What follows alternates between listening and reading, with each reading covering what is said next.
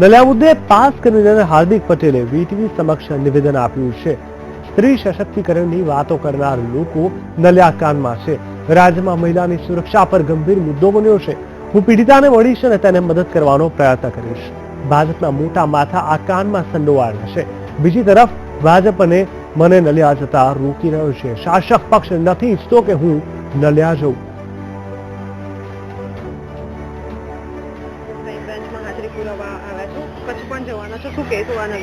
કાયદાકીય રીતે જે હાજરી પુરાવાનો સમય છે અમે કાયદાનું માન રાખીને આવી છે અને જે પણ ન્યાયતંત્રનો આદેશ છે એ પ્રમાણે અમે ચાલીએ છીએ। આજે નલિયા તેના પરિવારને મળવા પ્રયાસ કરીશું કે જે આપણે સંસ્કૃતિ જેને માન આપીએ છીએ, જે મહિલાઓને આપણે અહીંયા દેવી તરીકે પૂજીએ છીએ, ત્યાં ખરેખર આજે ખૂબ જ અપરાધજનક, ખૂબ જ શરમજનક બનાવો ગુજરાતની અંદર બની રહ્યા છે। એવા બનાવો બની રહ્યા છે કે જ્યારે નિર્ભયા કાંડ થયું ત્યારે આખો દેશ બહાર આવ્યો, પણ આજે જે નલિયા કાંડ છે, માંડવી કાંડ છે, એમાં લોકો બહાર નથી આવતા। લોકોએ જાગૃત થવું પડશે, મીણબત્તીઓ સળગાવવી પડશે, ક્રાંતિની જ્વાળા ફૂંકવી પડશે અને તેના થકી એક રાજ્યની અંદર મહિલાઓના સન્માન માટેની વાત થઈ શકશે। ભાજપના લોકો પણ આની અંદર સંડોવાયેલા છે એટલે ચોક્કસપણે બળાત્કારી જનતા પાર્ટી તરીકે આ લોકોની છાપ ઊભી થઈ રહી છે।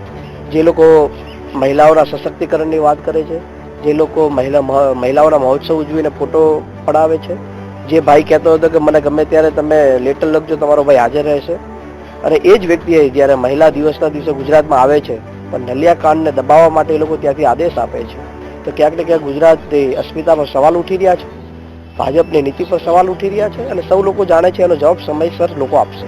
ક્યાંક ના ક્યાંક પૂર્વ પતિ દ્વારા પણ જે આક્ષેપો લગાવવામાં આવ્યા છે, ચોરીના છે, પછી અને ચારિત્રને લઈને પણ આક્ષેપો લગાવવામાં આવી રહ્યા છે, તો એ કેસને દબાવવાની વાત પણ ભાજપ દ્વારા કેસને કોઈ પણ હિસાબે દબાવી જ દેવાશે। જે પ્રમાણે મહેશ શાહનો કેસ દબાવી દેવામાં આવ્યો, ભાજપ ત્યારે જ લોકોને ઊભા કરશે અને કહેશે કે આ દીકરી આવી છે, ખરાબ છે। એક તો ઉપરથી એની પર આવા આક્ષેપો, આવો બનાવ બન્યો છે, ઉપરથી એ જ દીકરીને પાછી એને ખોટી સાબિત કરવાના પ્રયાસો ક્યાંક ને ક્યાંક શરમજનક બાબત કહેવાય।